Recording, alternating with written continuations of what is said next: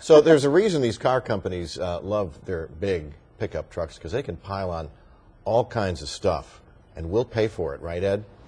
They don't even have to pile on all sorts of stuff anymore, Tim. The car companies for the last, 4 or 5 years, it's cars, it's cars. That's what we care about. And frankly, when you look at what Ford has done with things like the Ford Fusion, to me, that's where all the technology and the real brilliance of Detroit's coming through. However, it's still a truck world. Truck sales are up for Chevrolet, GMC, Ford, Dodge, and it doesn't matter whether you have the newest truck on the market or one that's a few years old. In this case, we now have the update of the General Motors trucks. I brought the GMC over because everybody's always in a rush to go out and look at the Chevrolet, and GMC sales are actually unbelievably impressive nowadays. Let's start off, we have a V8 engine in it that's 355 horsepower. You have a V6 available that's 285. The base price on this vehicle is $28,100. Now, neither Chevrolet nor GMC have that regular cab, short bed out there now. But when that happens, you're going to see the base price of those trucks around $23,000. Now, as everybody expected, this was going to be a nice update for General Motors trucks all the way around, and you can just look at the interior and see they've finally come into this century.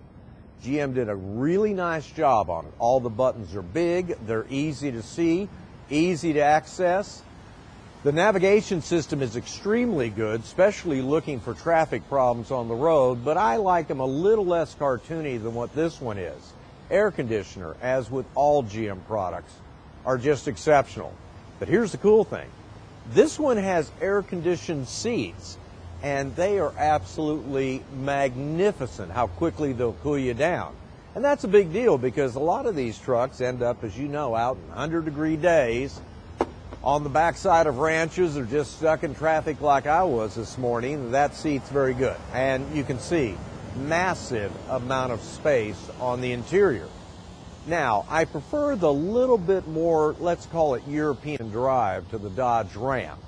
However, having been in lots of GM trucks over the past 6 or 7 years, what they did to this one is really great in terms of ride, drive, and certainly noise level. It seems to be way, way down in this truck to me. Now, will it do well? I think the best way to discuss that is I was talking to Ken Thompson at Classic Chevrolet last month about sales of remaining 2013s versus 14s, and the same over their GMC store in Arlington. About 50% of the trucks sold last month were the new 2014 models. The rest were the 13s left over. And let me tell you, there's probably a $12,000, $13,000 difference between the two. And when truck buyers will pay $13,000 more to buy this over the remainders, that tells you they think there's value in the truck. With that, y'all have a good weekend. Wow, it's a big difference. Thanks, Ed.